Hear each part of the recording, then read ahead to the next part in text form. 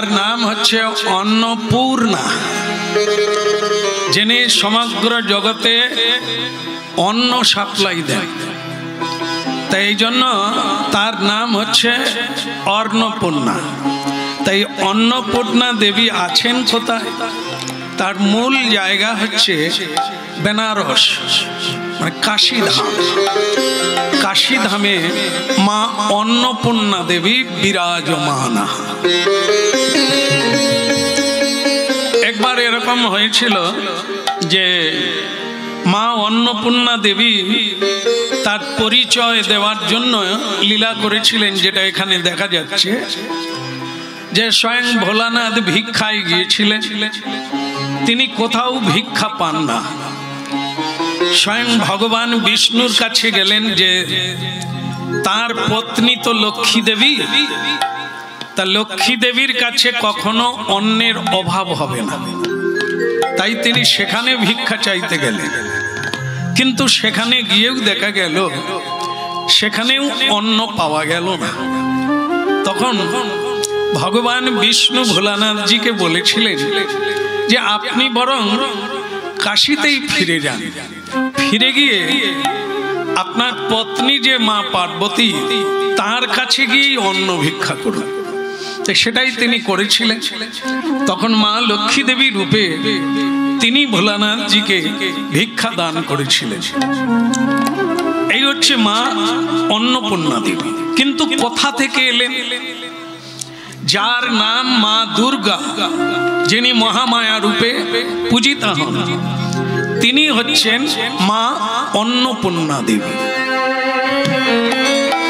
তাহলে মা দুর্গা কোথা থেকে এলেন?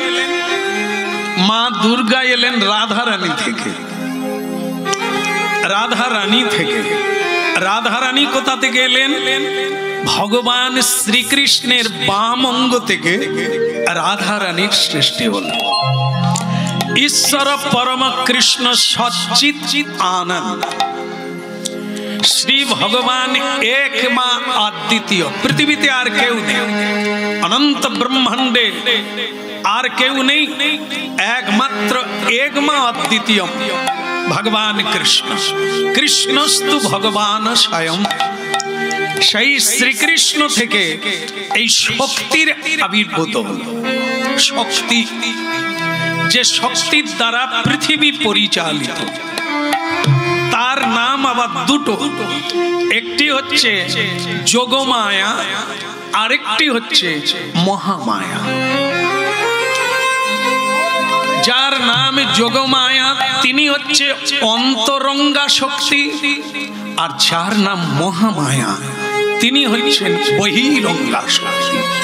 ভালো করে বুঝে নেন, এ পৃথিবীতে এই সংসার সৃষ্টি করেছেন মা অন্নপূর্ণা, মানে যার নাম দুর্গা। দুর্গা হচ্ছে অপভ্রংশ শব্দ। দুর্গ, দুর্গ মানে কি? প্রাচীর। সবচাইতে বড় প্রাচীর কোথায়? কারো বাড়িতে নয়, জেলখানা। যেখানে কয়েদিরা থাকে, যেখানে অপরাধীরা থাকেন, সেখানে হচ্ছে সবচাইতে বড় প্রাচীর দেওয়া, যা টপকে যাওয়া যাবে না। এখন এই জন্যই অনাদি বহির্মুখ, মানে কৃষ্ণ ভুলি যেই জীব অনাদি বহির্মুখ, জন্মের পর থেকেই যারা ভগবানকে ভুলে আছে, ভগবান মহামায়াকে আদেশ দিলেন, যাও পৃথিবীতে কারাগার রচনা করো, জীবকে সংসার কারাগারে নিক্ষেপ করো।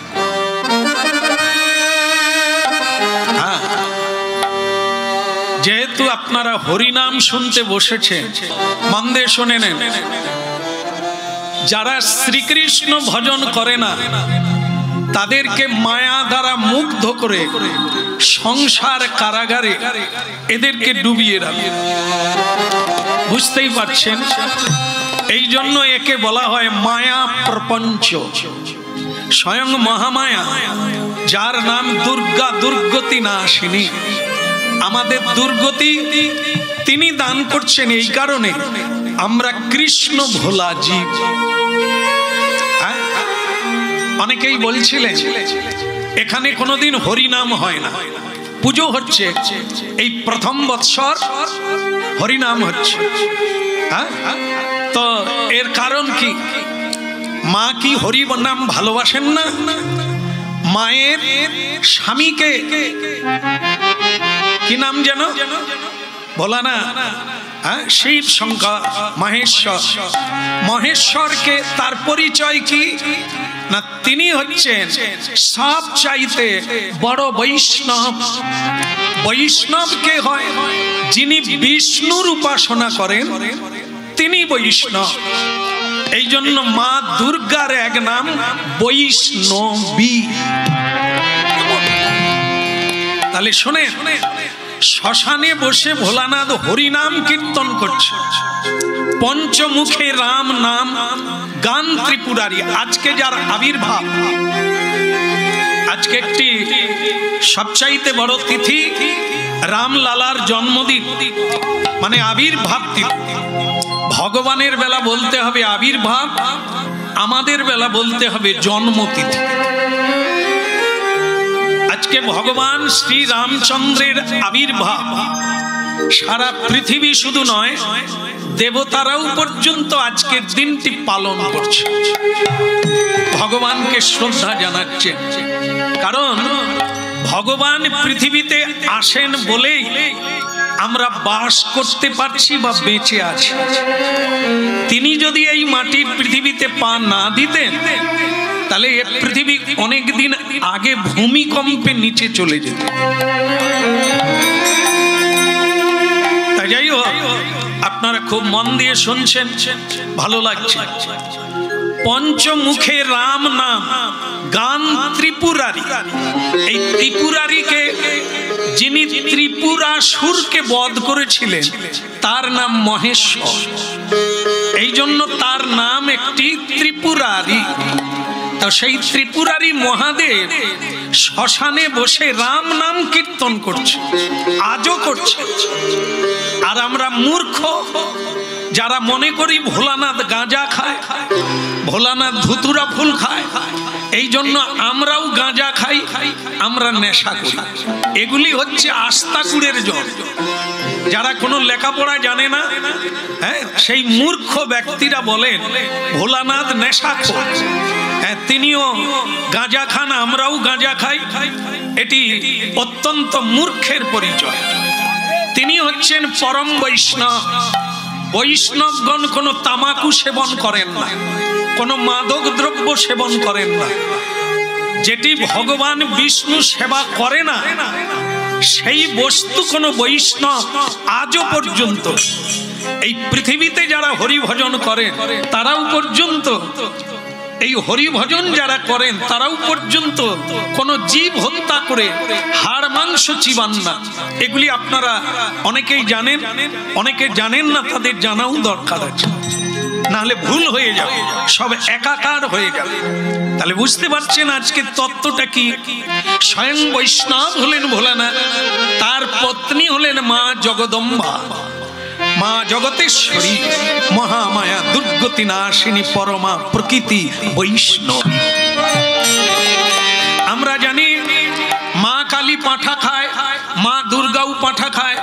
আসলে তো তা নয়, খাই তো আমরা। মায়ের নাম করে পাঁঠা বলি দিয়ে আমরাই খাই না। মা কোনোদিন কোনো সন্তানকে বধ করে তার রক্ত খায় না।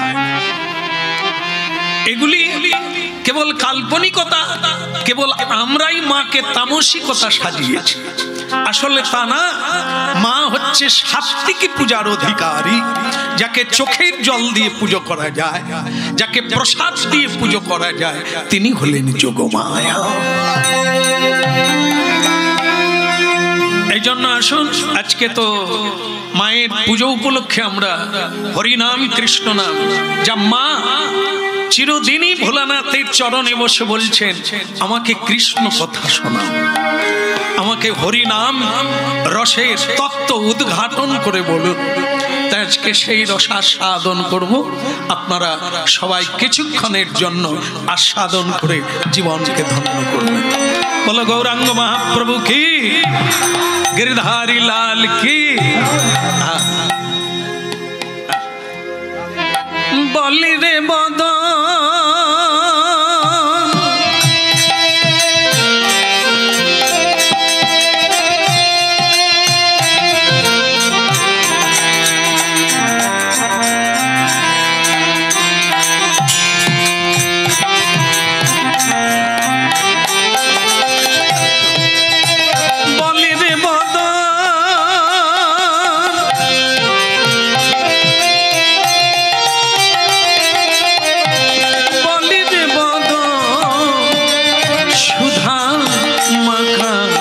कृष्ण ना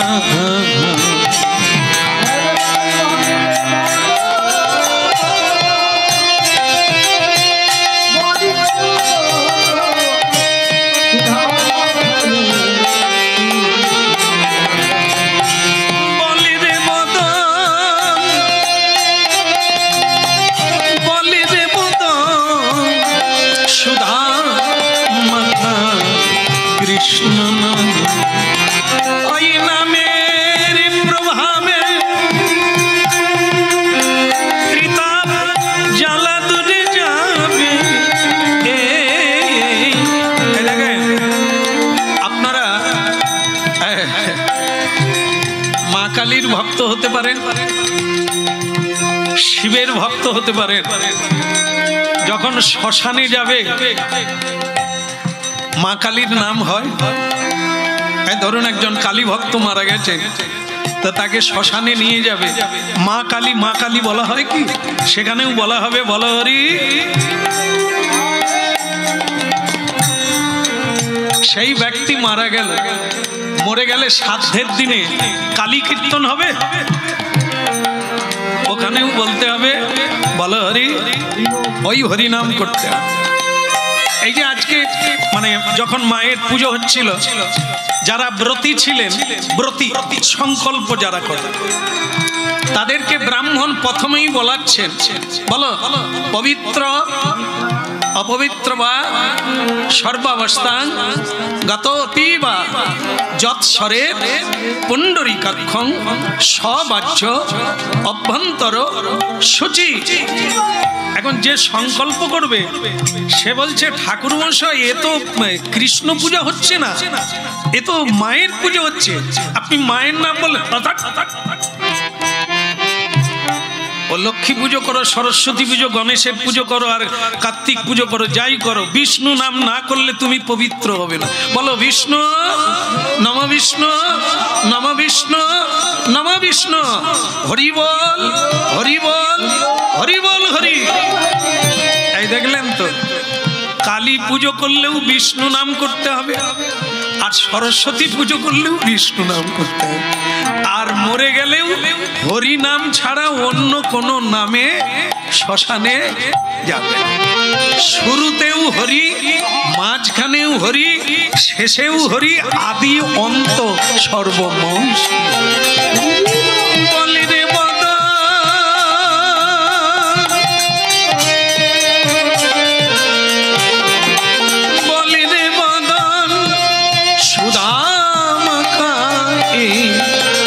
কৃষ্ণ না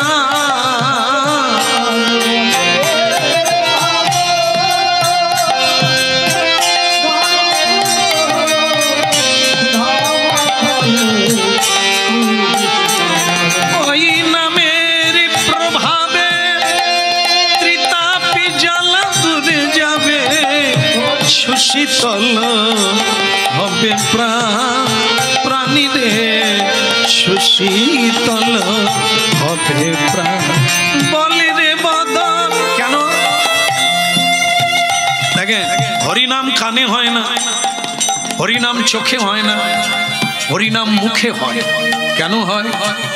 ভক্তমণ্ডলী মায়েরা, যার বদনে কৃষ্ণ নাম হয় না তার মুখে কুকুরও প্রস্রাব করে দেয়।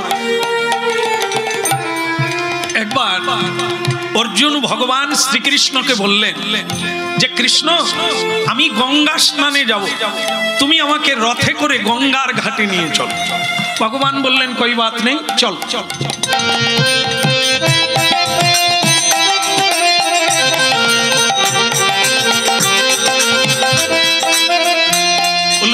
করলেন, কোনো অসুবিধা নেই, কেউ বাধা দেবে না, করুন।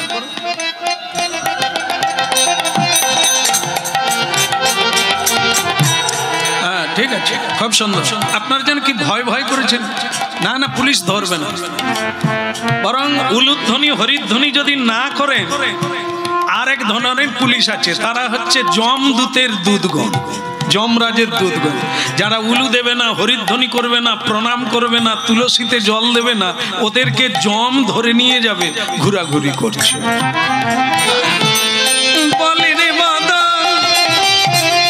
তাহলে কি হলো শুনে নে, অর্জুনকে নিয়ে ভগবান শ্রীকৃষ্ণ রথে করে গঙ্গার ঘাটে গেলেন। সেখানে অর্জুন বলছেন, কৃষ্ণ একটু দাঁড়িয়ে যাও, একটা দৃশ্য দেখতে পেলাম। কি? বলো আরে, বলো আরে। দেখবেন যারা মানে বেঁচে থাকলে ওই লোককে নিয়ে এত আনন্দ করে না, মরে গেলে যেন একটা কি মজা হয়ে যায়। এই যারা নিয়ে যায় তাদের ভাবটা মানে যেন একটা মজা, একটা মহোৎসব হচ্ছে। কেন হয় দেখবেন, ছেলে বুড়ো সকলেই এসে যোগ দিয়ে দেয়। কেন দেয়? বলে ওই দিন ফ্রি খেতে পাওয়া যায়, ফ্রি খায়, পয়সা লাগে না, গলা পর্যন্ত খাবে, আনন্দ হবে। তাহলে এখন একটা লক্ষ্য করুন, আপনারা কি আচরণ করেছিলেন, আপনার জীবনটা কেমন, মাতালেরা কাঁধে করে নিয়ে যাবে আপনাকে।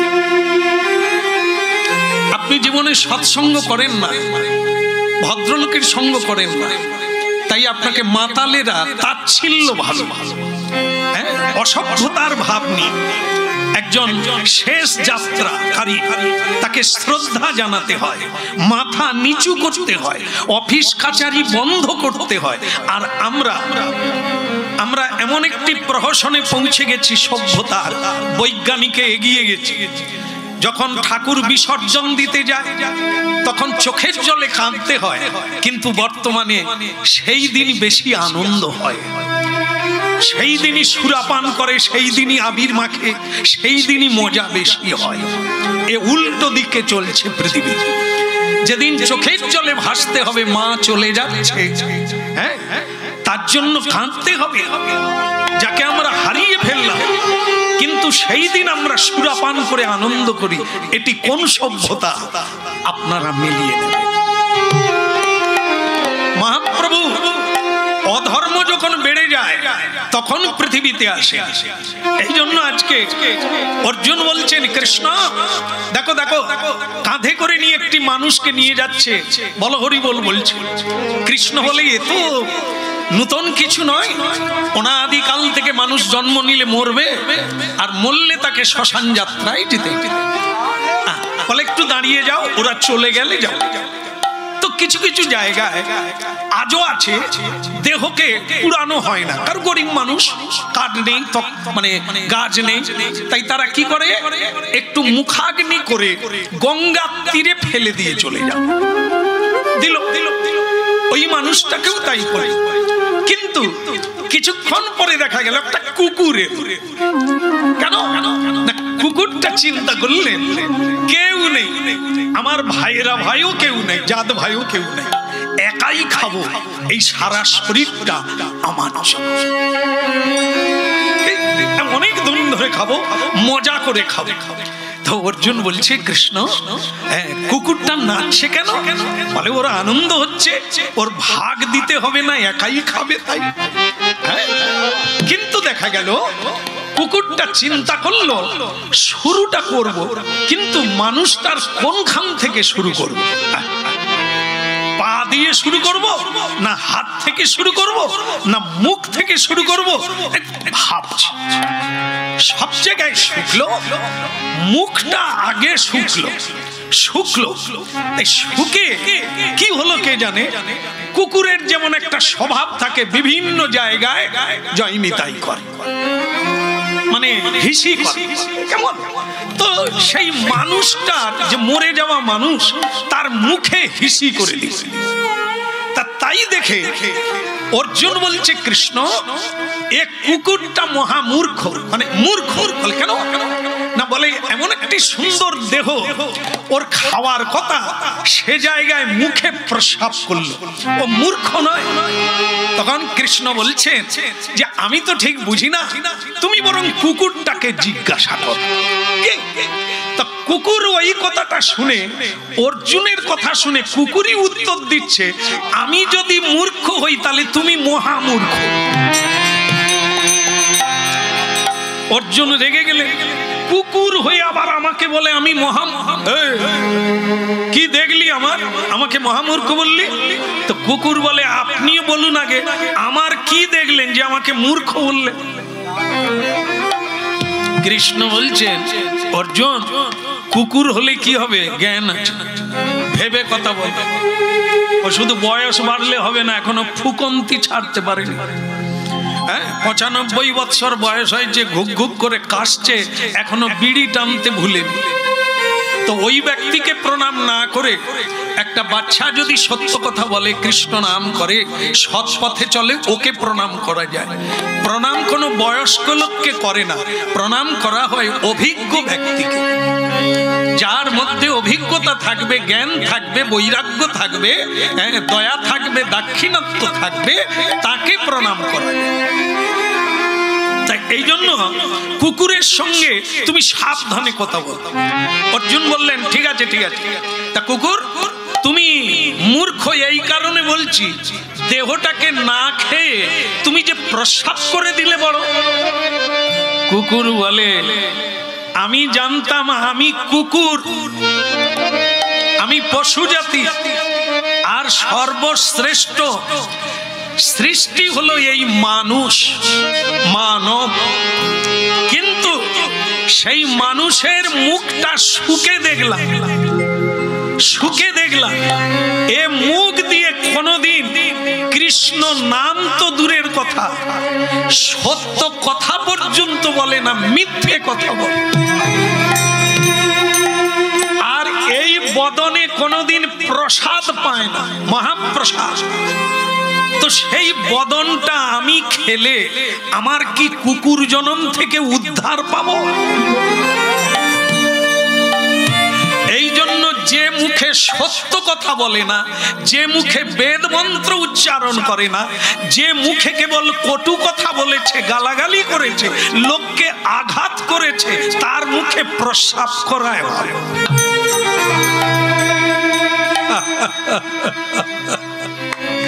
এই জন্যই মহাপ্রভু হরিনাম এনেছেন, যে কোনো অবস্থায় বলো, না হলে কুকুরের প্রস্রাবের জায়গা হয়ে যাবে। বলো গৌরাঙ্গ মহাপ্রভু কি। একটা কথা বলি, আমাকে তুমি মহামূর্খ বললে কেন? তোমার কথাটা বুঝে নিলাম, সত্য কথা বলে না তাই তুমি খেলে না। মুখটা না হয় খাবে না, হাতটা তো খেতে পারতে। তো বলে, হাতটাও শুকে দেখেছিলাম। লোকে হাত, ভগবান হাত দিয়েছে কেন? মানুষের সেবা করার জন্য, আর্তের সেবা করার জন্য, বাবা মায়ের সেবা করার জন্য, সাধু গুরু বৈষ্ণবের সেবা করার জন্য, ভগবানের সেবা করার জন্য। যে হাতে শুধু লোকের লুটপাট করল, লুণ্ঠন করলো, চুরি করলো, হাত দিয়ে অন্যায় করলো, হাতের পেন দিয়ে লিখনির দ্বারা কত মানুষকে কাঁদিয়ে দিল, তাই ওর হাতটা খেয়ে আমার পেট ভুট ভুট করবে না? ওই বদ জিনিস, ওই কু জিনিস আমি খাবো, এই জন্য ওর হাতে প্রস্রাব করে দিয়েছে। শুকেছিলাম খাবো বলে, কিন্তু খেলাম না এই কারণে যে কানে সত্য কথা শুনতে হয়, কৃষ্ণ কথা শুনতে হয়, ও তাও কোনোদিন শোনে। তা ওটা শ্রীগালও গর্তে থাকে, মানুষেরও দুটো গর্ত আছে। এই শ্রীগালের গর্ত বা বাস আর এই মানুষের কানের গর্ত, ও তো একই ব্যাপার। যে কানে কৃষ্ণ কথা, কেশব চরিত্র, গুণগাথা শুনলো না, সে কানের কি মূল্য আছে?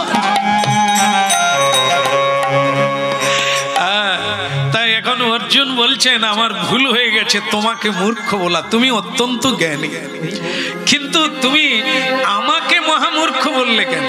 বলে, আপনি যখন জিজ্ঞাসা করলেন তাই বলি। আপনি কোথায় যাচ্ছেন? বলে, গঙ্গা স্নানে। এই দেখুন আপনি মহামূর্খ কিনা, আপনি জানেন মা গঙ্গার উৎপত্তি কোথা? তার আবির্ভাব কোথা? কোথা থেকে গঙ্গার আসা শুরু হলো জানেন না তো? স্বয়ং ভগবান বিষ্ণুর চরণ থেকে এই গঙ্গার উৎপত্তি ঘটল। তাই গঙ্গার একটি নাম হচ্ছে বিষ্ণু পাদদকা গঙ্গা। গঙ্গা এই জন্য এত পবিত্র, যিনি ভগবান বিষ্ণুর চরণ থেকে আর আপনি এত বড় মূর্খ, সেই বিষ্ণু কৃষ্ণ হয়ে এই কলি এই মানে দাপর যুগের শেষে তোমার সারথি হয়ে এসেছে, তুমি তাকে চিনতে পারো না, তুমি তাকে বলছো আমি গঙ্গার ঘাটে যাব, আমাকে নিয়ে চল। তাহলে তুমি মহামূর্খ নয়? অর্জুন কিন্তু আড়ালে মুখ ঘুরিয়ে কেঁদেছিলেন। ও কুকুর হলে কি হবে, আমাকে ঠিকই বলেছে। যোগী ঋষি যার পাদ বন্দনা করে, ব্রহ্মাদি ভোলানাথ যার তপস্যা করে, আমি তাকে সারথি বানিয়ে গঙ্গার ঘাটে এসেছি। এই জন্য বললেন কুকুর তুমি কে? তুমি তো সাধারণ কুকুর নও।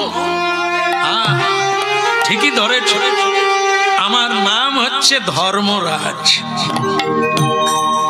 আমি স্বয়ং ধর্ম। তোমাকে জানাবার জন্য এসেছিলাম যে যিনি নররূপে এসেছেন তিনি সাধারণ নর নয়, তিনি ঈশ্বর, তিনি স্বয়ং শ্রীহরি। যার ইচ্ছাতে পৃথিবী চলছে, যার ইচ্ছাতে হরণ করে, যার ইচ্ছায় পৃথিবী সৃষ্টি হয়, তিনি। এই জন্য প্রতিটি মানুষের দরকার কি? বলে দেবদ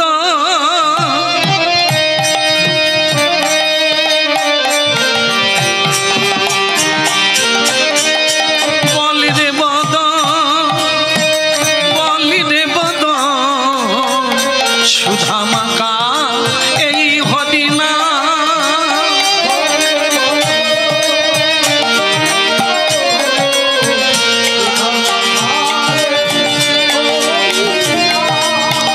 নামের প্রভাবে ত্রিতাবে জ্বালা দূরে যাবে। হরি নামের প্রভাবে জ্বালা দূরে যাবে, সুশীতল হবে প্রাণ, সুশীতল হবে প্রাণ। বলি রে বদন, বলি রে বদন, সুধা মাখা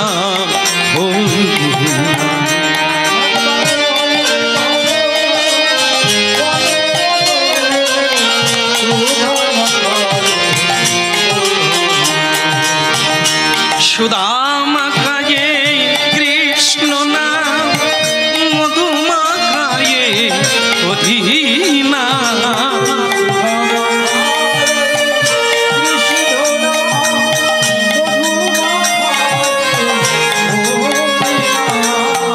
মধু মাখায়ে কৃষ্ণ নাম, সুধা মাখায়ে হরিনা।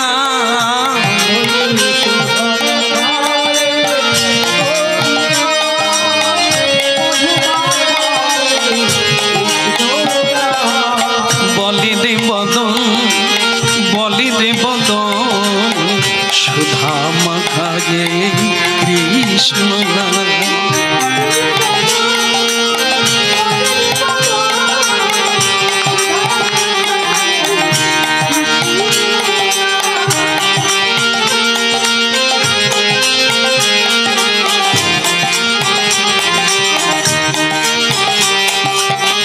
দেবর্ষি নারদ হরিনাম গাইতে গাইতে যাচ্ছে।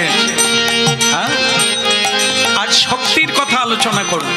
শক্তি, দুর্গাপুজো আপনারা দেখতে যান, তবে এখন যে কেউ দুর্গাপুজো দেখতে যায় তা কিন্তু সঠিক নয়। কেন বলছি মিলিয়ে নে। দুর্গাপুজোতে গিয়ে লোকে কি দেখে? মা দুর্গা দেখে। এটা কি দেখে? মা কি এদিকে আছে? হ্যাঁ, সব প্যান্ডেল দেখে। এইখানে এই জায়গা ছেড়ে দিয়ে লোকে কলকাতা যায়। কেন যায়? মা কি এখানে নাই? এখানে কি দুর্গা ঠাকুর হয় নাই? হয়েছে, তবে সেরকম বড় প্যান্ডেল হয় না। তাহলে আমরা মা দুর্গাকে দেখতে যাই না, আমরা ছবিও নি মায়ের নয়।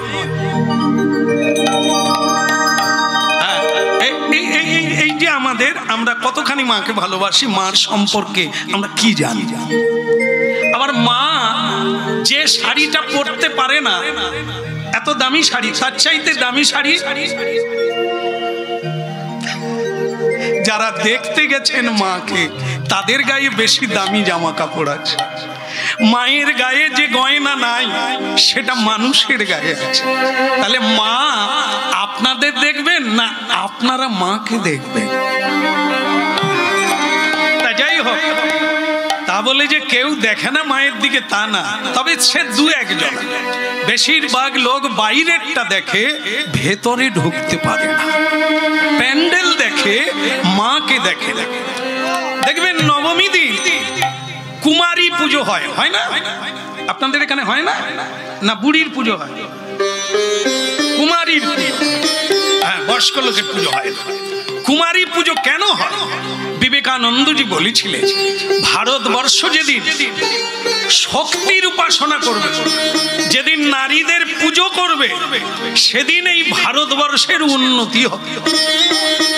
যতদিন ভারতবর্ষে মায়েদের লাঞ্ছিত হতে হবে, মায়েদেরকে ভোগ্য বস্তু করে রাখবে, মায়েদেরকে চিনতে পারবে না, ততদিন ভারতবর্ষের মানুষের উন্নতি হবে না। কেমন দেখেন, কুমারী পুজো করতে হয়, এর মানে কি? শক্তির পুজো।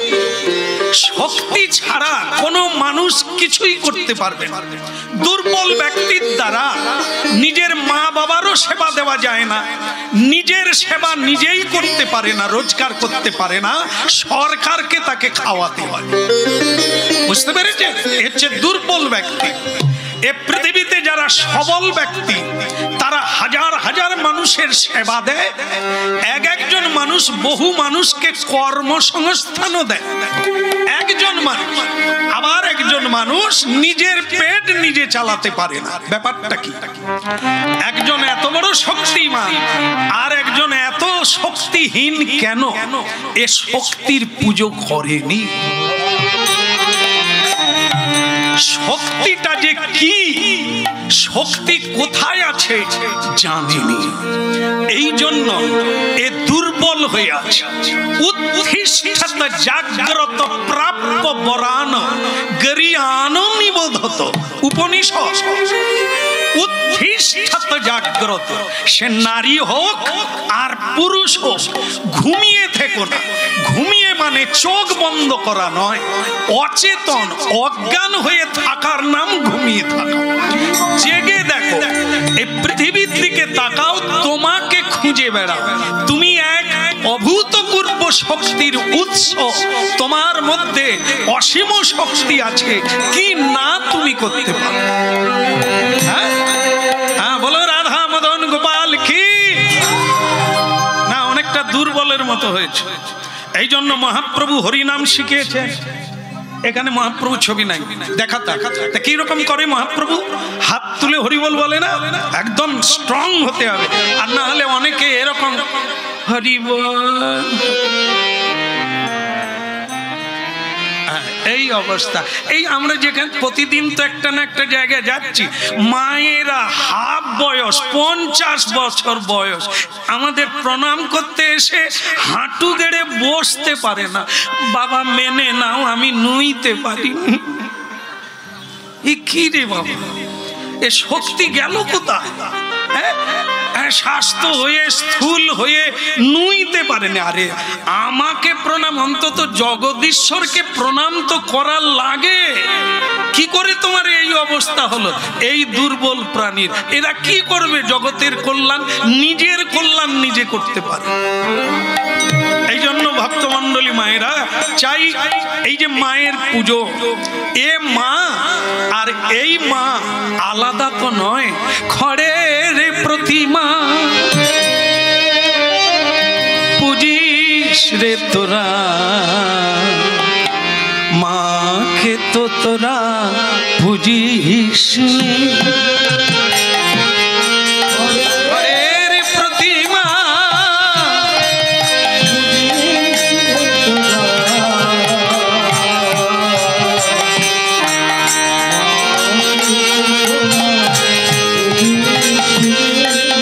ঘরের প্রতিমা বুঝিস রে তোরা মাকে তো তোরা বুঝিস নে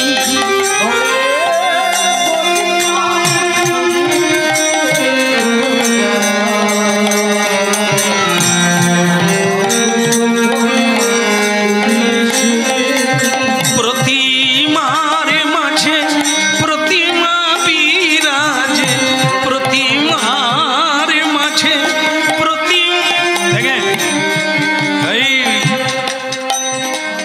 ঠাকুর উঠলেই তো আমরা মাইক বাজিয়ে দিই, গানগুলো শুনতে হবে কি গানে বলছে আর আমরা কি বুঝে আছি। ঘরের প্রতিমা পুজিস রে তোরা, আসল মাকে তো তোরা পুজিস। হ্যাঁ, ছেলেরা চাঁদা তুলতে 30 জন করে বেরিয়ে পড়ে, হাতে একটা লাঠি নিয়ে। কোনো মায়ের মা যদি ঝিগিরি করে খায়, লোকের বাড়িতে আসতে থালা বাসন মেজে খায়, সে চাঁদা দিতে পারে না বলে এই ছেলেরা তার পিঠে ডান্ডা দিয়ে মেরে দিল। কেমন? আর তারাই সেই চাঁদা এনে এই মায়ের পুজো করবে, ঘরের প্রতিমার পুজো করবে। যারা চাঁদা তুলছে তাদের খবর নিয়ে দেখবে, তাদের মায়েরা হয়তো কেঁদে কেঁদে লোকের বাড়িতে কাজ করে, তাদের মা একটা শাড়ি পায় না, তারা কিন্তু ঘরের প্রতিমা পূজা করে।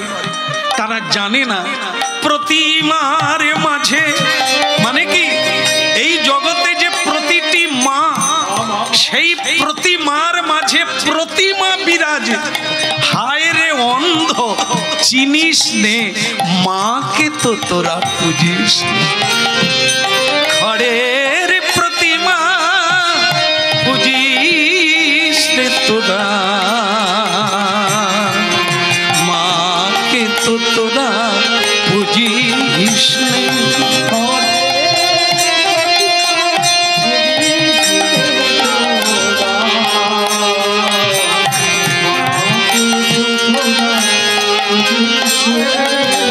প্রতিমার মাঝে প্রতিমা বিরাজে, হায় রে অন্ধ চিনিস নে মাকে তো তোরা বুঝিস নে। ঘরের প্রতিমা বুঝিস রে তোরা, মাকে তো তোরা বুঝি। বিবেকানন্দজি যেদিন অষ্টমী পুজো, সেদিন বেলুড় মঠে মা দুর্গার পুজো হচ্ছে। নরেন্দ্রনাথ সারদা মায়ের কাছে গেছে। সারদা মা তখন বৃদ্ধ হয়ে গেছেন, একটু উঁচুতে বসে পা ঝুলিয়ে বসে আছে। নরেন্দ্রনাথ মানে বিবেকানন্দ সেই সারদা মাকে গিয়ে প্রণাম করছে। মা সারদা বলছেন, নরেন তুই যে বড় এখনো এখানে, ওদিকে যে অঞ্জলি হয়ে গেল, তুই যাবি না? নরেন্দ্রনাথ বললেন, মা আমি তো এসে গেছি, আমি তো মায়ের কাছে এসে গেছি। একটা আলতা পেড়ে শাড়ি মাকে দিয়েছিলেন, কমে গেল। আলতা পেড়ে শাড়ি মাকে দিলে, কয়েকটা ফুল দিয়ে মায়ের চরণে পুজো করলে, সেটা প্রতিমার পুজো নয়, সারদা মায়ের চরণে দিলে। বিদ্যাসাগর কোনো ঘরের প্রতিমা পুজো করেনি, তার মা ভগবতী দেবীকে তিনি পুজো করেছেন। মা বলাতে চাকরি ছেড়ে দিয়ে, কথিত শোনা যায় যে আপনাদের দামোদর নদী পার হয়ে তিনি মেদিনীপুরে রাতের বেলা ঝড় বৃষ্টিতে মায়েকে গিয়ে প্রণাম করেছিলেন। মা বলেছিল তুই পরে আসতে পারতিস, বলে না, মায়ের উপরে কোনো মা নাই, মায়ের ডাক যে কোনো অবস্থায় আসতে হবে, তাহলে এগুলো বুঝতে হবে। বড় হতে গেলে মায়ের পুজো যে লাগে, মা ছাড়া তো কেউ নেই। তাই ভক্তমন্ডলী মায়েরা, খড়ের প্রতিমা পুজো বেড়ে গেছে রাস্তায় রাস্তায়, মোড়ে মোড়ে, আর তত মায়েরা কাঁদছে। প্রকৃত মা যারা, যারা আমাকে গর্ভে ধরলো, যারা আমাকে কোলে পিঠে করে মানুষ করে পৃথিবী দেখিয়ে দিল, সেই মায়ের পুজো এখনো আমরা করতে পারি। যতদিন যাচ্ছে বৃদ্ধ মায়েরা বৃদ্ধাবাসে গিয়ে কাঁদছে, বৃন্দাবনে বৃদ্ধাবাসে গিয়ে কাঁদছে জড়িয়ে ধরে, আমার খোকা কেমন আছে। এই জন্য মহাপ্রভু হরিনাম আনলেন, শোনার লাগে, জানার লাগে, না হলে পিছিয়ে পড়তে হবে, না হলে ঠকে যেতে হবে।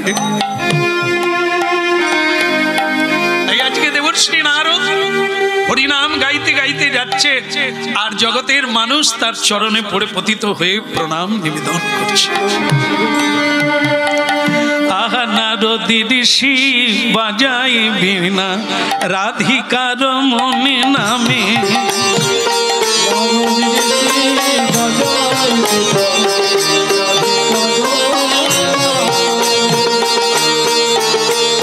আমার নারদী ঋষি বাজাই বীণা রাধিকা রমন নামে,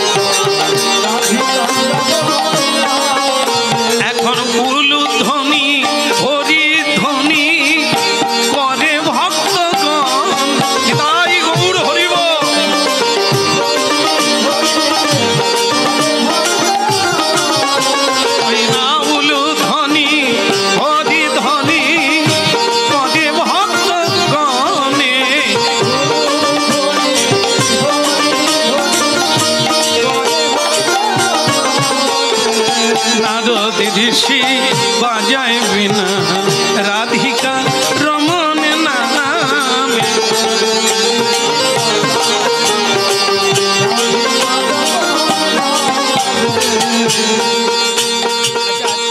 এটা একটু বন্ধ রাখা যাবে না? এত সবাই ওদিকেই তাকিয়ে আছে, বন্ধ করা যাবে না? এইটা একটুখানির জন্য বন্ধ থাক না আজকে। এত সকলে তাকাচ্ছে আর আমিও তাকাচ্ছি ওদিকে। দেখেন বললাম ভালো হয় করেন, যেটা ভালো হয় করে। বলো রাধা রমন কি। আমাদের কোনো ব্যাপার না, শুরু করেছি মানে শেষ হতে যাচ্ছে, কিন্তু আপনারাই চঞ্চল হয়ে গেলে আপনাদেরই ক্ষতি হবে। এত কষ্ট করে এলেন, শুনতে হবে, এই পরিবেশ ঠিক রাখতে হবে। হ্যাঁ, এদের আনন্দ নিশ্চয়ই হবে। তো আজকের দিনটা বন্ধ রাখলে আমি অনুরোধ করছিলাম একটু দেখেন। বলো রাধার মন কি? আহা নারদী ঋষি বাজায় বিনা রাধিকার মনে নামে,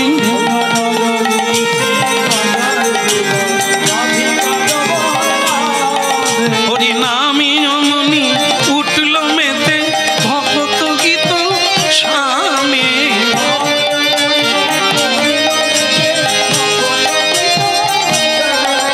আহা নারদী ঋষি বাজায় বিনা রাধিকা রমন নামে।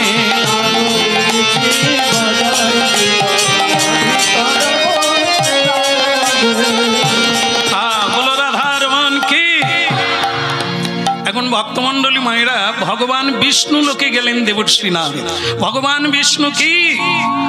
বৈকুণ্ঠপতি নারায়ণ কি? নারায়ণ বললেন দেবর্ষী নারদ, অনেক দিন পরে তোমার দর্শন পেলাম, এখন বলো তোমার কি কিছু বলার আছে? বলে প্রভু বলার অনেক আছে, তার মধ্যে প্রধান যেটা আপনাকে আমি প্রশ্ন করব সেটা হলো এই যে পৃথিবীতে সংসারে থেকে কি আপনাকে পাওয়া যায় না? গেরুয়া পরতে হবে, সংসার ছাড়তে হবে, বৃন্দাবনে যেতে হবে, বাড়িতে থেকে কি আপনাকে পাওয়া যায় না? বা কোনো মায়েরা, তারা ধরুন মাতা নেড়া হলো না, যজ্ঞসূত্র হলো না, তাদের কি কোনো গতি হবে না? তো ভগবান বিষ্ণু বললেন, মাথা নেড়া করলে যদি ভগবান পাওয়া যেত তাহলে অনেকের মাথায় চুল নাই, তারা কি ভগবান পেয়ে গেছে? টাক টাক আছে, টাক, এটা কথা না। তিলকটা দেওয়া যায়, মোছা যায়, এই তিলকটাই ভগবানকে পাওয়ার রাস্তা।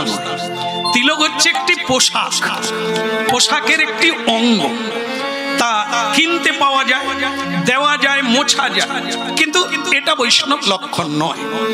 তাহলে কি আসল হচ্ছে ভজন, অন্তর্মনা, তাকে অন্তর দিয়ে যে শ্রদ্ধা করবে, চোখের জল দিয়ে যে তাকেই ভালোবাসবে, সে গৃহে থাকুক, বনে থাকুক, যেখানেই থাকুক, সেই ব্যক্তি প্রাপ্ত। তা তুমি একবার, হে দেবর্ষী নারদ, আমারও জানার ইচ্ছে যে পৃথিবীতে সংসারী জীব কিভাবে তাকে পায়। তুমি একবার পৃথিবীতে গিয়ে দেখো, একটু ঘুরে এসে যদি কাউকে পাও আমাকে এসে বলবে। তো ভক্তমন্ডলী মায়েরা, দেবর্ষী নারদ আপনারা জানেন যে বিনা যন্ত্রে হরিগুণ গান গায়। তো সেই নারদজি ছদ্মবেশ ধারণ নিলেন আমাদের এই পৃথিবীতে আসার জন্য, এক বৃদ্ধ ব্রাহ্মণের বেশ ধারণ করে হরিনাম গাইতে গাইতে পৃথিবীতে। শ্রীমন্নারায়ণ নারায়ণ হরি হরি, শ্রীমন্নারায়ণ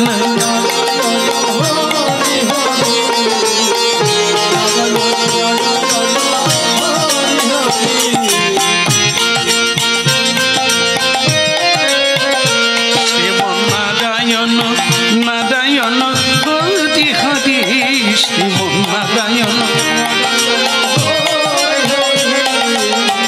তেরি লীলা নাদি নদী, তেরি লীলা নাদি নদী, নারায়ণ নারায়ণ হরি হরি।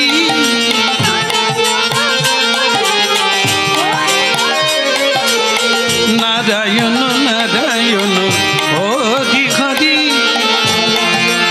হরি হরি লীলা বুঝিতে নারী, হরি হরি লীলা বুঝিতে নারী, নারায়ণ নারায়ণ।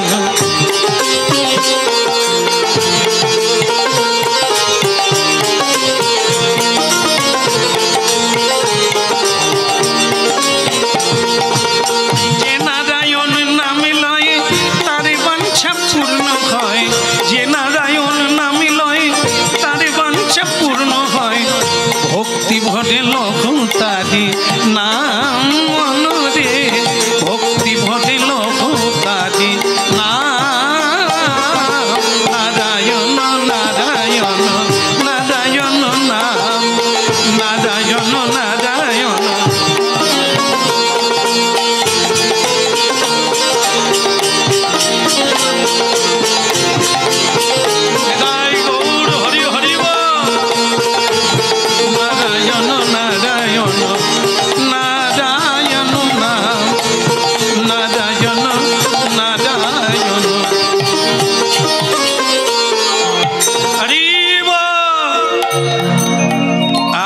ভক্তমণ্ডলী মায়েরা, এই সকালবেলা দেবশ্রী নারদ বেরিয়ে পড়লেন ছদ্মবেশে। এই সকল বাড়ি বাড়ি ঘুরে বেড়াচ্ছেন, রাস্তা রাস্তা। কি দেখছেন? এ পৃথিবীতে কার ঘরে ধর্ম, কার ঘরে অধর্ম আছে উনি দেখে বেড়াচ্ছেন।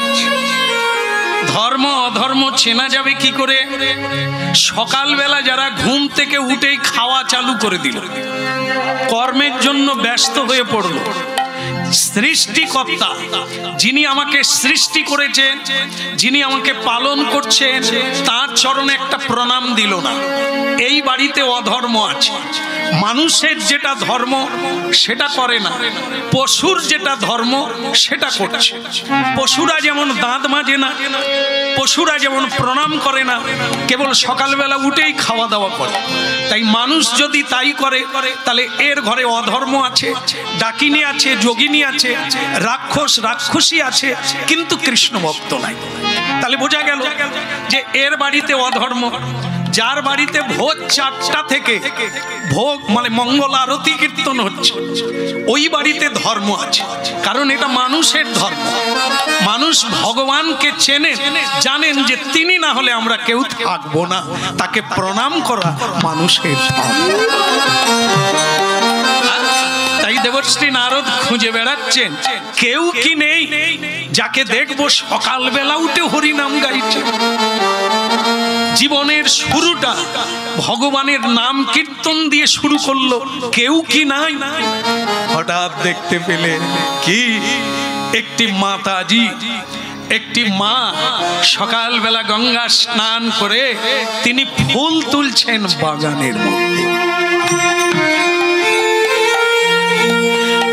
আই যমুনা তীরে কদম বানি রে, কি খেদিনু সখী যা, সখী রে কি খেদিনু সখী। আই যমুনা তীরে কদম বানি রে, কি খেদিনু সখী যা।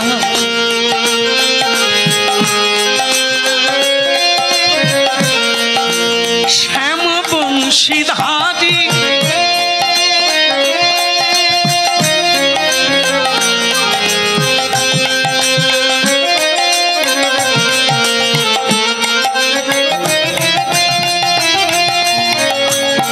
শ্যাম বংশীধারী মণি মঞ্চ করি করে লীলা রসনা।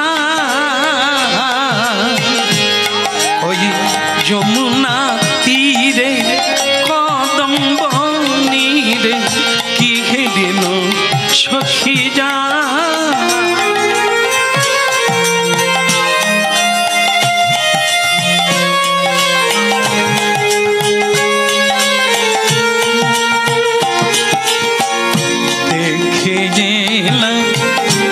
দেখে যেলাম যমুনার তীরে, দেখে যেলাম। দেখেন কে কি করছেন? এ জগন্নাথ দেখছে। জগন্নাথের চোখ কোনটা? জগন্নাথের দুটো চোখ, একটা হচ্ছে চন্দ্র আর একটি সূর্য। রাতের বেলা তিনি লক্ষ্য রাখছেন আপনারা কে কি করছেন, আমরা কি করছি। আর রাতের বেলা চন্দ্রমা তারা নক্ষত্র আমাদেরকে দেখছে আমরা কি কর্ম করছি। আমাদের মরার আগে এই হিসেব চলে যায় ভগবানের কাছে। পরের জন্মে ভারতীয় আধ্যাত্মিক তত্ত্বে জন্মান্তর বা জন্মিলে মরিতে হবে, মরিলে জন্ম হবে। এই হচ্ছে ভারতবর্ষের তত্ত্ব। তাই আবার যখন তুমি জন্ম নেবে, আজকের কর্মফলটাই আগামী দিনে তোমার জন্ম হবে। সেই ওই যমুনা তীরে কদম বনি রে, কি দিন সখী যা। ওই যমুনা তীরে কদম বনি রে, কি দিন সখী যা। শ্যাম বংশীধারী মণিমঞ্চ পরি করে লীলা রসদা আমি দেখে গেলাম সেই কদম্ব তীরে দেখে গেলাম ওই কালিন্দী যমুনার তীরে অধরে মুরলি ধরে ওই জয় রাধে শ্রী রাধে বলে এই এখনই দেখে এলাম জয় রাধে শ্রী রাধে বলে ওই কালিন্দী যমুনার তীরে আমি এই এখনই দেখে গেলাম। ভক্তমণ্ডলী মায়েরা, এই যে মাতাজি যে মাটি ফুল তুলে হরিনাম গাইতে গাইতে সকালবেলা গুনগুনিয়ে গুঞ্জন তুলে দিল, ইনি অন্য কেউ নয়, আপনারাও এনাকে চেনে, দেবতারাও যাকে প্রণাম করে। স্বয়ং আজকে যার জন্মতিথি রামচন্দ্র, তার পত্নী হচ্ছে জগৎ জননী সীতা দেবী। রামচন্দ্র বনবাসকালে তাঁর চরণে প্রণাম করেছিলেন, সেই মেয়েটির চরণে। ভগবান রামচন্দ্র কে সেই মেয়ে আপনারাও জানেন। সীতা দেবীকে বলেছিল সংসার সুখের হয় পুরুষের গুণে। আগে ভুল বলা হয়েছে না? হ্যাঁ ঠিক বলেছেন, আপনারা যেটা বলছেন ওটাই আমি বলে দেখছিলাম, আপনারা শুনছেন কিনা। হ্যাঁ, যে ভুল বলে দেবো হটকে যাবে তা হলো না।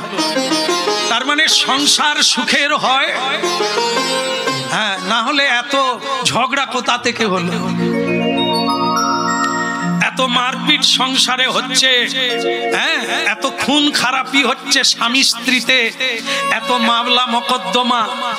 রমণী কি নাই সংসারে? আছে। আসলে পুরুষ কিংবা নারী যে গুণটা থাকলে দ্বন্দ্ব হয় না, প্রেম হয়, সেই গুণটাই অর্জন করতে পারে না নারী, সেই গুণটা অর্জন করতে পারে না নরাধম পুরুষ। সেটা কি? হ্যাঁ, তার জন্য কীর্তন শুনতে হবে, কেননা মিলাতে হবে আমাদের চরিত্রটা, আমাদের স্বভাবটা কার সঙ্গে মিল আছে। কোন যোগী ঋষি, কোন মহাত্মা, কোন মহিয়সী নারী কার সঙ্গে মিল আছে? না কোন ডাকিনী যোগিনী, না ঝগড়াটে, না কুলোটা, না দ্বিচারিণী, কার সঙ্গে মিল আছে? এটা মিলাতে হবে, তবে তো পাবেন নিজেকে খুঁজে। সংসার সুখের হয় রমণীর গুণে। মা শারদা দেবী বলছে আমাদের বর্ণ পরিচয়ে 3টে স আছে। আমি লেখাপড়া জানি না, আপনারা বলতে পারেন কি কি স? হ্যাঁ, ওই তো বলছেন দন্ত স, মূর্ধন্য স, তালব স। তাহলে স স স মানে মা বলতে চাচ্ছেন মেয়েরা যখন তার কাছে আসতো এই হ্যান হয়ে গেছে, তখন মা পা মিলে বসে থাকতেন শারদা মা, আর বলতেন রে মেয়েরা কি অভিযোগ দেবে রে, মেয়েরা তো নৌকা, নৌকার উপরে সকলে উঠে নৌকাই ঢেউ সামলায়, নৌকাই ঝড় বৃষ্টি সামলায়, সামলে দুলতে দুলতে সবাইকে নিয়ে ওপারে পৌঁছে যায়। তা তোরা মেয়েরা, মেয়েরা তো সহ্য কর, সহ্য কর, সহ্য কর। যেই সয়, হ্যাঁ আপনারা বলুন নালে বিপদ আছে, যেই সয় আর যে সয় না আর বলার কিছু লাগে না কি? তাহলে যে বাড়িতে দ্বন্দ্ব হচ্ছে, খাওয়া দাওয়া বন্ধ, দুটো রুমে দুজন শুয়ে আছে, তার মানে ওই রুমে বোধ হয়, ওই ঘরে বোধ হয় পুরুষও মানে না আর ও মানে না, 3টে স কেটে দিচ্ছে।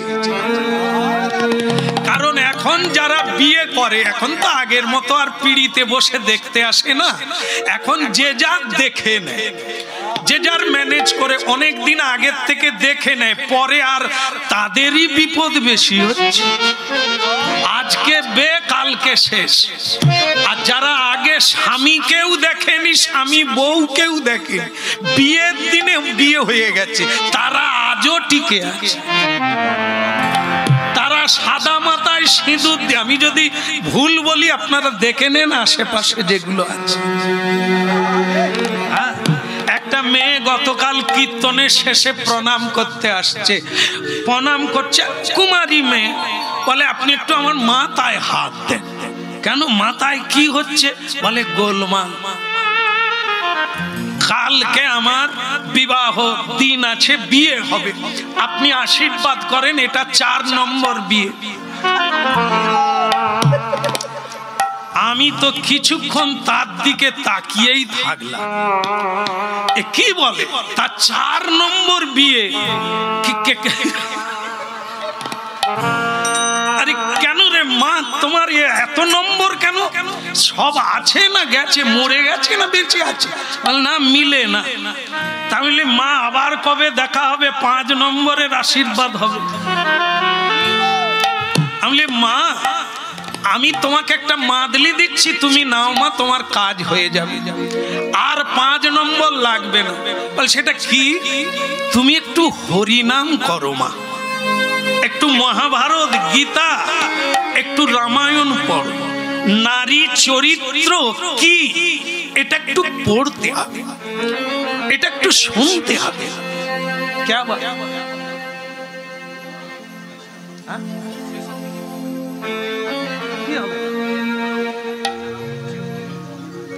কি বলবো, উঠতে না বলবো?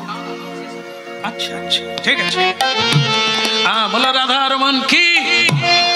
তাহলে যে কথা হচ্ছিল ওটা কি? ওটা হচ্ছে, যাই হোক, দেখেন মা, আমার মা, আপনাদের চরণে প্রণাম। হরিনাম শুনুন, মহিষী আর মহাপুরুষদের সঙ্গে যদি না মিলে, অচিরেই মিলাবার চেষ্টা করুন।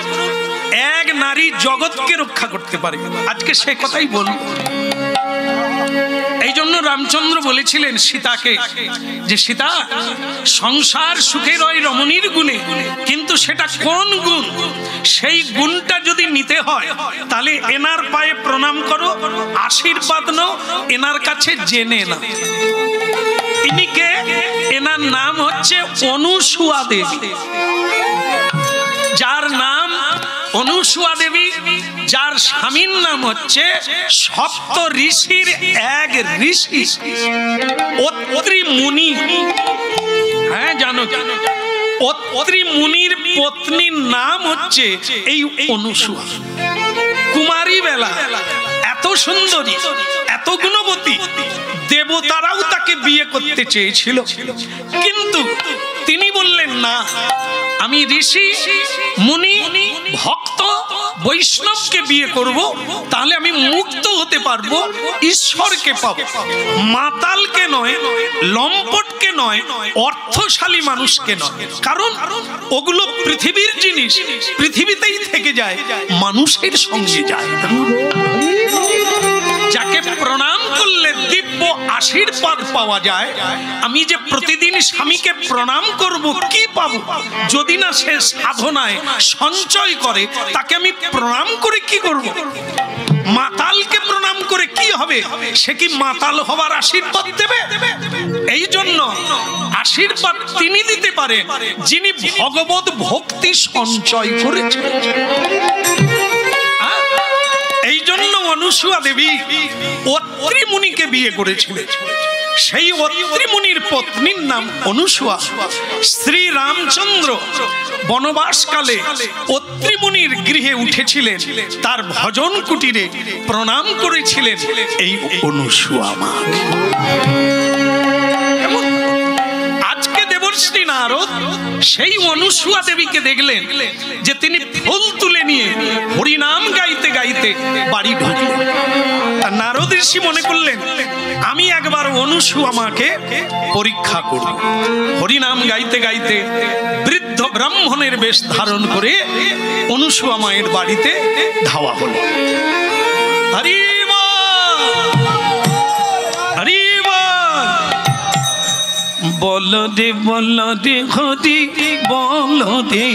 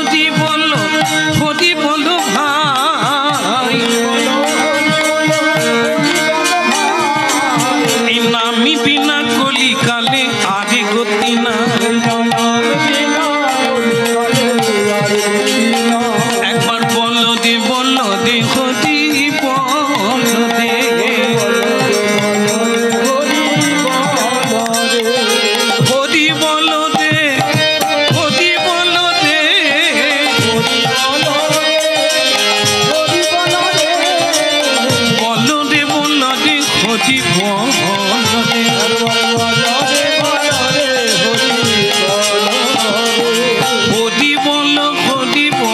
হরি বল ভাই হরি নামে উদ্ধারিল জগাইয়ার মাথায় হরি বল হরি বল হরি বল হরি নামে উদ্ধারিল জগাইয়ার মাথায়।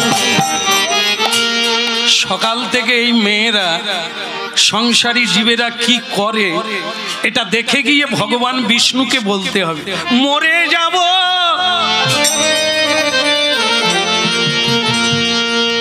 কে আছো কুটিরবাসী, আমি পিপাসায় মরে যাব, একটু জল দেওয়ার জন্য কি কেউ নেই?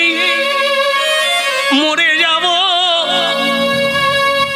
বেরিয়ে এলেন মা অনুসুয়া দেবী।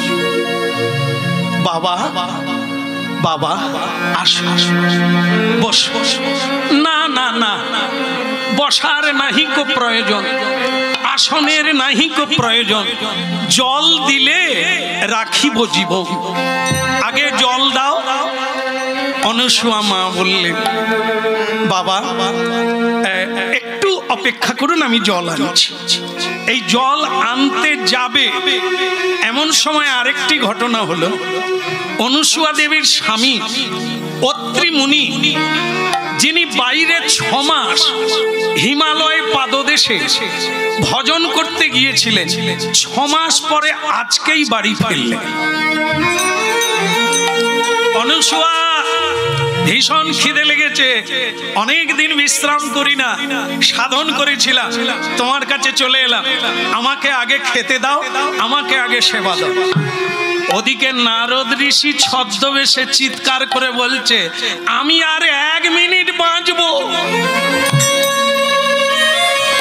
আগে আমাকে জল দাও, আমাকে যদি জল না দাও আমি মরে যাব। ব্রাহ্মণ মরে গেলে ব্রহ্ম হত্যার পাপ জড়িয়ে ধরবে। বাবা নারীর একটি ধর্ম আছে, পুরুষের একটি ধর্ম আছে। বাবা নারী ধর্মের কাছে যেটা আমি জানি সেটা হলো কোনো গুরু নাই, কোনো ভগবান নাই, তার কাছে তার স্বামী ভগবান, তার স্বামী হচ্ছে গুরুপতি পরমেশ্বর। দেখুন আমার স্বামী আগে, আপনাকেও আমি জল দেব, ফল দেব, একটু ধৈর্য ধরুন। আমি আগে স্বামীর সেবাটা করে নিই। উনি 6 মাস কিছু খান না, এই তপস্যায় ছিলেন, বাড়ি ফিরলেন। আপনি আমাকে ক্ষমা করবেন, আমি একটু পরে আসবো ওনার সেবাটা দিয়ে। এই মেয়ে দাঁড়াও, তুমি কি ভাবলে কি? তুমি চেনো আমি কে? আমাকে তুমি অপেক্ষায় রেখে একজন ব্রাহ্মণকে নিজের স্বামী সেবা করবে? এত তোমার তেজ, এত তোমার অহংকার, অভিশাপ দেব।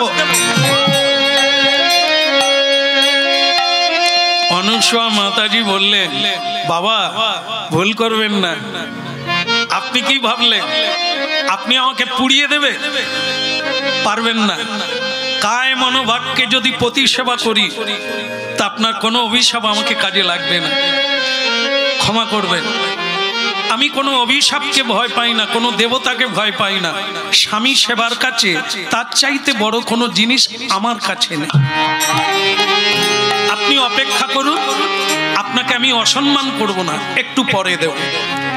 নারদ মনে মনে চিন্তা করলেন এই মেয়েই তো আমি খুঁজছি,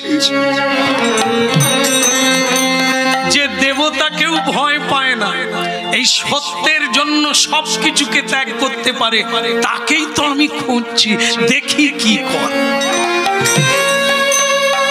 মেয়েটা ভেতরে প্রবেশ করলো, যে ফুল তুলে এনেছিল সে কোনো দেবতার গলায় দিল না, স্বামীর গলায় পরিয়ে দিল।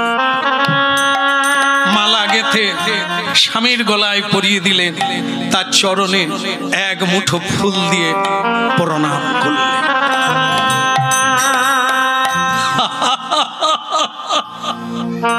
স্বামী তুমি হাসছো? হাসবো না? তোমাকে তো আমি পরীক্ষা করছিলাম, দেখি তুমি কাকে আগে সেবা করো। ওদিকে ব্রাহ্মণ, এদিকে স্বামী, তা তোমার কাছে কে বড় এটা আমি দেখছিলাম। তুমি বিজয়ী, তুমি জয়ী হয়ে গেছো, আমার আশীর্বাদ থাকলো। এবার আমাকে আর না, তুমি ব্রাহ্মণের সেবা দাও, আমি সন্তুষ্ট তোমার প্রতি। হ্যাঁ, তোমার নারী ধর্মকে তুমি যে রক্ষা করেছো, এর জন্য তুমি ভগবানের আশীর্বাদ পাবে। যাও যাও যাও, আমাকে পরে সেবা করবে, তুমি আগে ব্রাহ্মণের সেবা করে এসো। হ্যাঁ, তিনি অপেক্ষায় আছেন, অতিথি। এবার কি করলেন?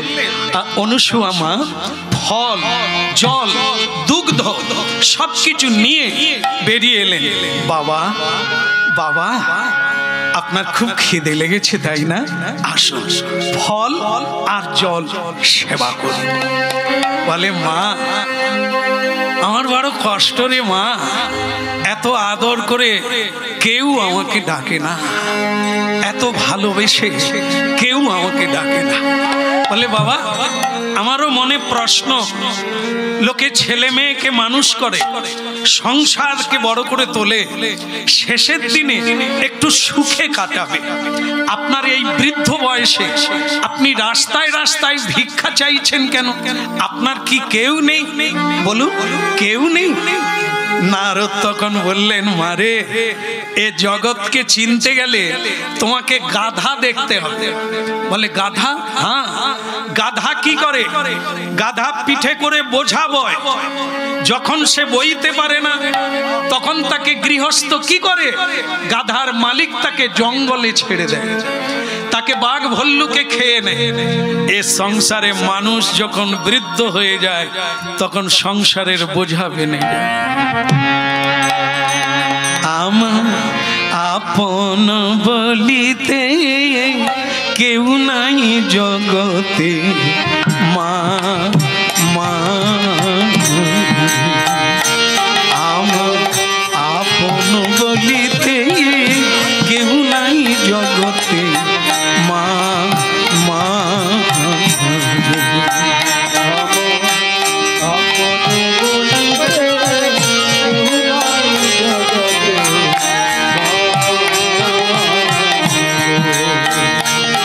আমার আপন বলিতে কেউ নাই জগতে, মা মা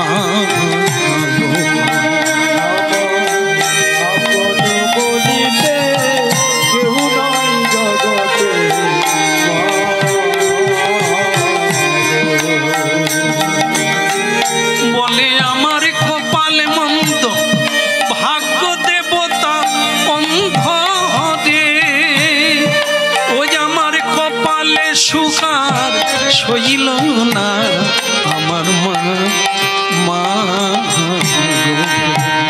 আমার আপন বলিতে কেউ নাই জগতে, মা মা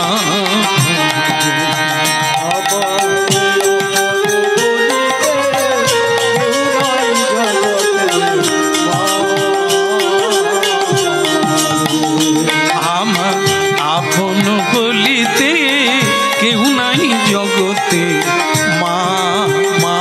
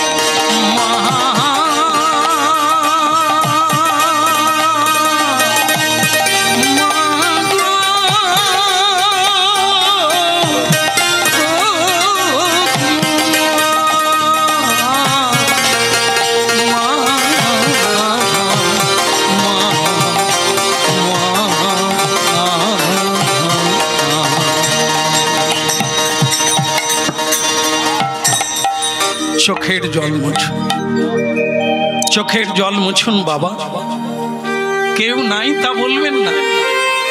আর যখন আপনি আমার কাছে এসেই গেছেন, আপনি আর যাবেন না। আমি আপনার মেয়ে, আমি আপনার সেবা দেব। নারদজি বললেন, মারে, সংসারে এইভাবে কেউ যদি মানুষকে ভালোবাসে তাহলে সে ভগবানকেই ভালোবাসে। সংসারে তোমার হৃদয়ে যেরকম ভালোবাসা, যেরকম দরদ দুঃখ মানুষের জন্য, তোমার ঘরে একদিন ভগবান আসবে, দেব দেবী তোমার ঘরে আসবে। সেবাই হলো পরম ধর্ম। মানুষকে বাক্যের দ্বারা দুঃখ না দেওয়া, কষ্ট না দেওয়া, এই তো ধর্ম, মানব ধর্ম। তা মা, আমি আজকে সুস্থ হয়ে গেলাম তোমার সেবা পেয়ে। আমি যাই, আবার আমি ঠিক সময়ে আসব। দেবশ্রী নারদ দেখলেন আমি যাকে খুঁজছিলাম পেয়ে গেছি। এই তো পৃথিবীর ভজন, এই তো পৃথিবীর সাধন।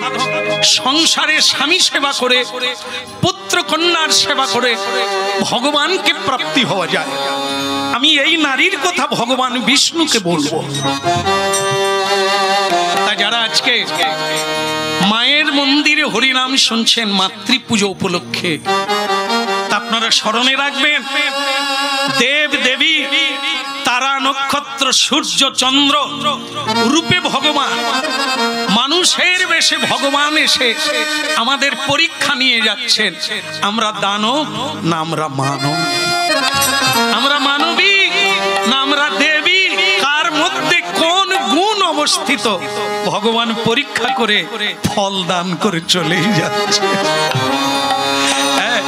আমি দেবশ্রী নারদ বললেন, আমি 3 লোককে জানাবো, ভগবান বিষ্ণুকে জানাবো, ব্রহ্মাজিকে জানাবো, এমনকি ভোলানাথকেও জানাবো যে মর্তধামে একজন মানবীকে দেখে এলাম, সকাল থেকে গোবিন্দ সেবা, তার স্বামী সেবা করে এক চরম শক্তির অধিকার। তাই ভগবান বিষ্ণু লোকে দেবশ্রী নারদ উপনীত হলো হরিনাম গাইতে গাইতে। ওই হরি বলবো যার মদন মোহন, হে হরি বলবো যার মদন মোহন, হে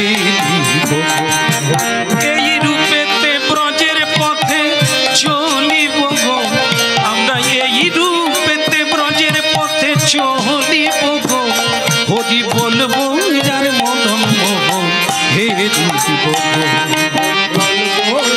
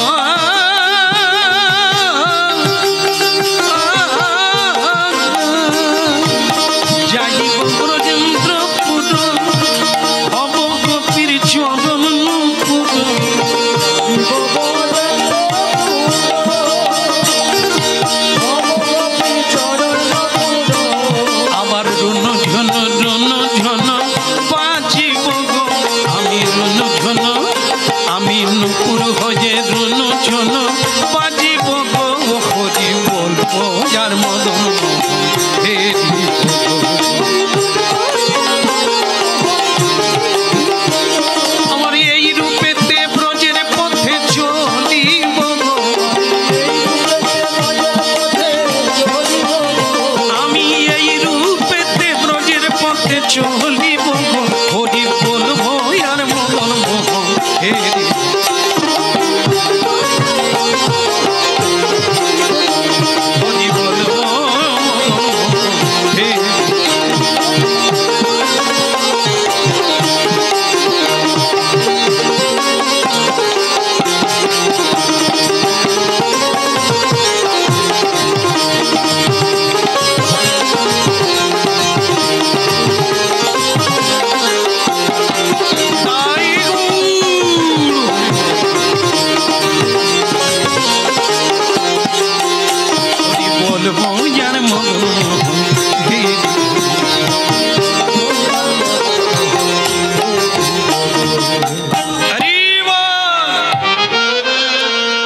ব্যাপার, আজ যে খুব আনন্দ দেখছি। বলে হবে না ঠাকুর, যে কথা আপনি বলে পাঠিয়ে দিলেন মর্তধামে আমি খুঁজে পেয়েছি। পেয়ে গেছো? বলো বলো, তার নাম কি? যে সকালবেলা উঠে গোবিন্দ সেবা করে, হরি নাম করে, স্বামীর সেবা করে সংসারকে আনন্দে ভরিয়ে রেখেছে, কি নাম তার? আগে সে নামটা একা একা বলবো? মা লক্ষ্মী দেবীও থাকলে ভালো হতো না? তার মানে নারদের ইচ্ছা মা লক্ষ্মী দেবীর সামনে বলবে, আর মা লক্ষ্মী দেবী কি করে সেটা দেখবে। বলে বলি বাবা? বলে বলো, এবার তুমি বলো। এই তো মা লক্ষ্মী এসে গেছে, তাহলে বলি। আমি আমি আমি গিয়েছিলাম মর্তধামে, দেখে এলাম নিজ নয়নে। ও বাবা, লক্ষ্মী দেবী বলছে অন্য কোথাও দেখলে না, যেখানে মানুষ জন্ম নেয় মরে যায়, জরা ব্যাধিতেই বেশি ভোগে, সেখানে আবার ভালো মেয়ে পাওয়া গেল? তা বলো বলো, সে কে? আমি গিয়েছিলাম মর্তধামে, দেখে যে এলাম নিজ নয়নে। মাগো তার মতো মহাসতী এই ত্রিজগতে নাই, মাগো ত্রিজগতে।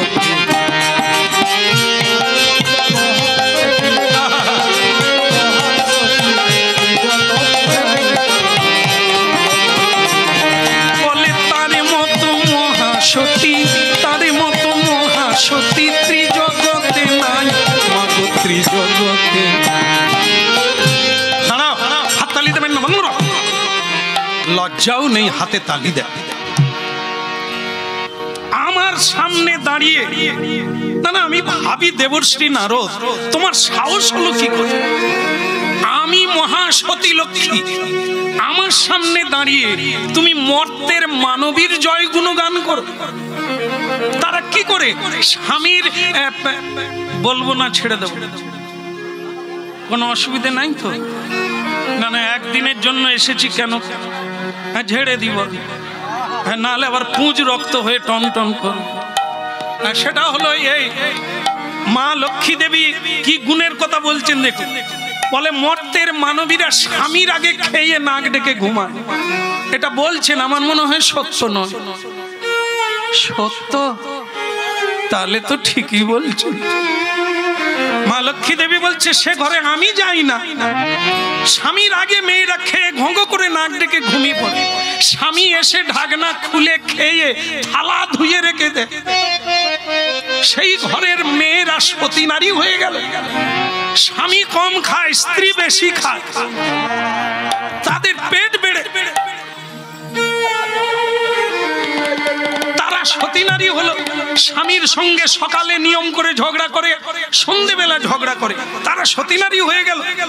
তা আমি কি করব মা? আমি যা দেখে এসেছি তাই বললাম। দেখলাম তার মতো সতী নারী এই ত্রিভুবনে নাই। তো তখন লক্ষ্মী দেবী বলে নারদ কিছু জানে না, আমি প্রভুকেই জিজ্ঞাসা করি, আপনার সামনে দেবশ্রী নারদ। নারদ তখন বলে এই ফাঁকে পালিয়ে যাওয়া ভালো।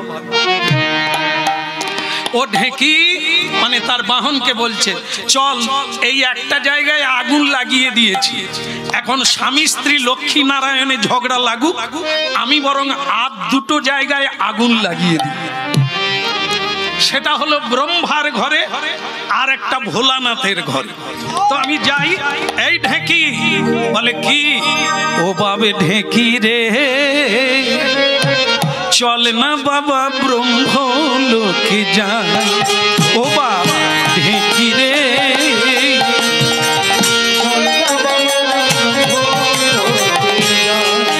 ও বাবা ঢেকি রে, চল না বাবা ব্রহ্মলোকে যাই।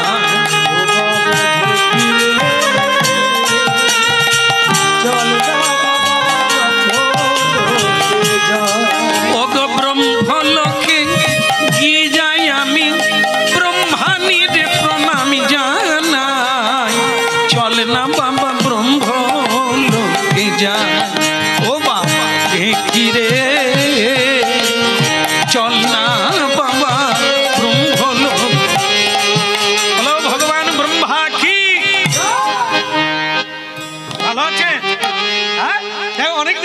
ডাকা হলো। ব্রহ্মা বলে আজ তোমাকে খুব খুশি লাগছে নারদ? বলে হবে না, গিয়েছিলাম মর্তধামে। মা আসুন আসুন আসুন আসুন আসুন, আপনার জন্যই আমি অপেক্ষা করছি।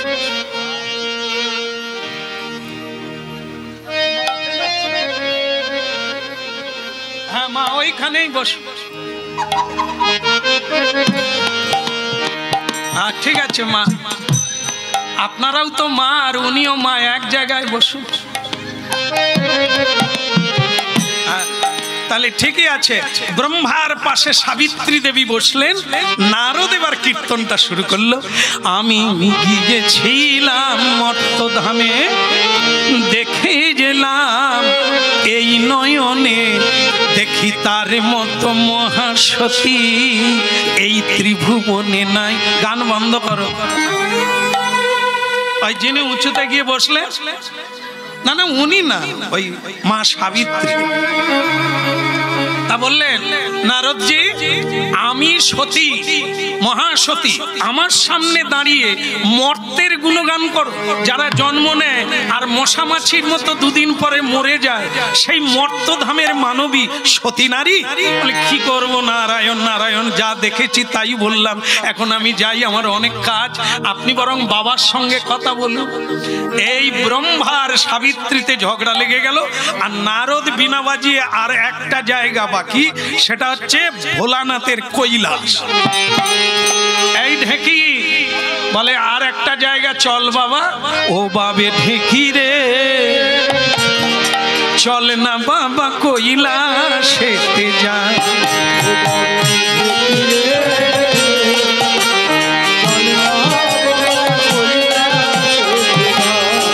ও বাবে ঢেকি রে, ঢেকি রে ঢেকি রে ঢেকি রে, চল না বাবা, চল না বাবা কৈলাসেতে যায়।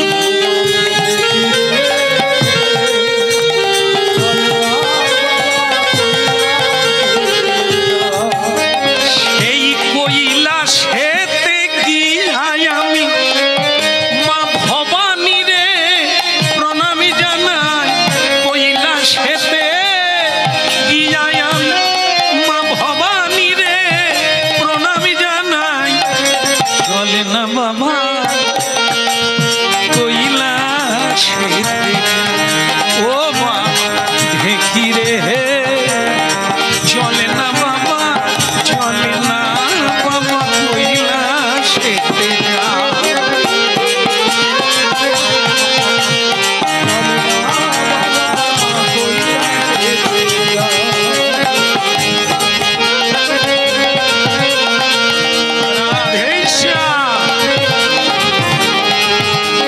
ওরে কৈলাসেতে কি যাই আমি মা ভবানী রে প্রণামী জানাই। কৈলাসেতে কি যাই আমি ভবানী রে প্রণামী জানাই। চলে না বাবা কৈলাসেতে যাই। ও বাবে ঢেকি রে, চলে না বাবা। বলো ভোলানাথ কি, শঙ্কর ভগবান কি। বাবা বাড়িতে নেই, তিনি কৈলাসে ভজন করছেন। মা দশভুজা একাই আছে। দেবশ্রী নারদ, কতদিন পরে তোমাকে দেখলাম, তোমার বদন একটু হরিনাম শুনবো, তারও উপায় নেই। এতদিন পরে এলে। বলে মা একটা বড় খবর ছিল, দেব বলে এলাম, কিন্তু বাবা বাড়িতে নেই। ওই এক দোষ, কত সাধ করে বিয়ে করলাম তোমার বাবাকে। নারদ বলে মা কতখানি কষ্ট পেয়েছো, ছেলের কাছে নিজেদের বিয়ের কথা বলে। বলে আর তোমার মতো ভক্তিমান ছেলে পেলে সব কথাই বলা যায়। হ্যাঁ তা দেখো বাবা, এই তোমার বাবার বদনে দুটো কথা শুনবো, তার উপায় নাই। তিনি শ্মশানে, আমি সংসারে। তা চলো না, তোমার যখন কথা আছে বাবাকে বলবে আর আমিও শুনবো, চলো বাবার কাছে যাই। এইবার সেই শ্মশানে গেল, মা দুর্গা দেবী বাবার পাশে বসলো, বাবার ধ্যান ভাঙলো।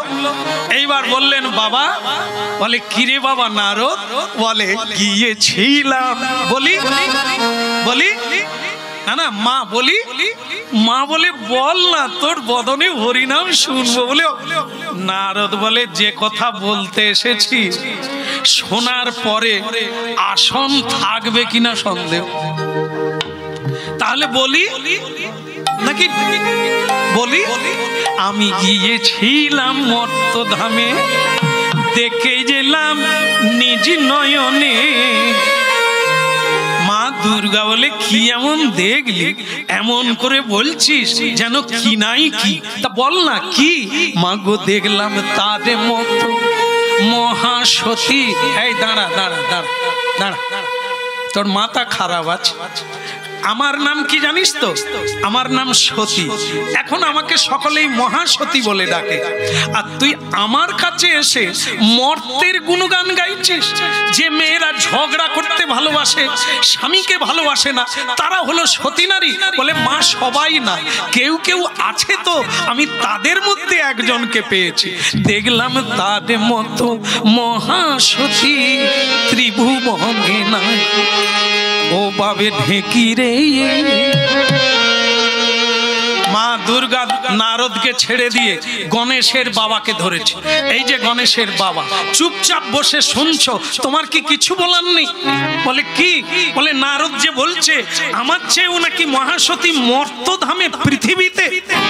বলে আমি কি করব, যা দেখেছে তাই বলছে। নারদ বলে চলো এইবার আড়াল থেকে দেখব মা দুর্গা, লক্ষ্মী দেবী আর সাবিত্রী দেবী, তিন দেবী মিলে কি কি করে, আমি আড়ালে দাঁড়িয়ে দাঁড়িয়ে। দেখুন দেবশ্রী নারদ কি তাহলে আপনারা হরিনাম শুনে কি ধারণা করলে যে সাধুরা কি তাহলে এরকম ঘর ভাঙাতে যায়? এই যে ঝগড়া লাগিয়ে দিল তিনটে জায়গায়, ঝগড়া থামছে না, খাওয়া দাওয়ার ব্যবস্থা নাই, শান্তি নেই, শুধু ঝগড়া চলছে। তাহলে কি ঝগড়া লাগাতে গেছে? না, এগুলো সাধারণ মানুষের বিষয় আলাদা। আর কোন সাধু যখন কিছু ঘটিয়ে দেয় তার পিছনে বিরাট মঙ্গল লুকিয়ে থাকে।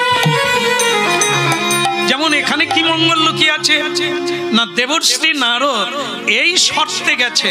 কি শর্তে ঝগড়া লাগালেন না, মর্তের মানব আর মানব এরা যে কতখানি সত্য, এদের মধ্যে কেউ কেউ সেটা কে তাদের ডিপ্লোমা দেবে, তাদের পরীক্ষাটা কে নেবে? সতীরাই নেবে। এই জগতে নারী চরিত্রের পরীক্ষা কে নেবে? দুশ্চরিত্রা রমণীত চরিত্রের পরীক্ষা নিতে পারে না, সে কে নিতে পারে? মহাসতী দুর্গা, দুর্গতি নাশিনী, যিনি ভয়ঙ্করী, যিনি মহাকাল, যিনি মহাকালেশ্বরী, যার বুকে চরণ দিয়ে, মহাকালের বুকে চরণ দিয়ে যিনি মহাকালী রূপে দাঁড়িয়ে আছে, তিনি ছাড়া কে নেবে? তাই ঝগড়া লাগিয়ে দিলেন যাতে মা দুর্গা অনুসুয়া মাকে পরীক্ষা করতে পারে। লক্ষ্মী দেবী সাবিত্রী দেবীকে রাগিয়ে দিলেন যাতে তারা তিনজন মিলে পরীক্ষা করতে যায় মা অনুসুয়া। দেখেন দেখেন, একটা জিনিস আপনারা ভালো জানেন, পড়লে পরীক্ষা দিতে হবে, পরীক্ষা দিলে পাস ফেলের বিচার হবে। যদি সাধন ভজন করেন, ধর্ম পথে চলেন, সত্যের পথে চলেন, তাহলে আপনাকে পরীক্ষা দিতে হবে। আর পরীক্ষা দিলে কি হবে না, ক্রমোন্নতি, আপনি ক্রমশ উপর দিকে যাবে। তাই আজকে পরীক্ষা নিতে এলো কে? তিনি দেবী যুক্তি করি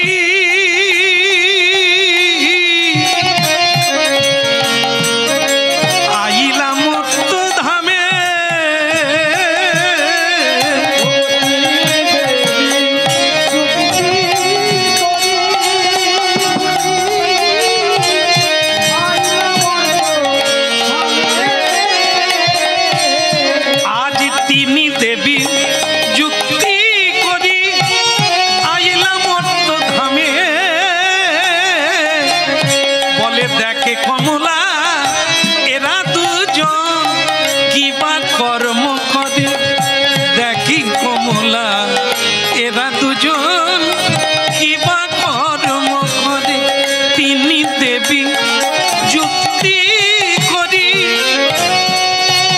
আইলা মর্ত ধামে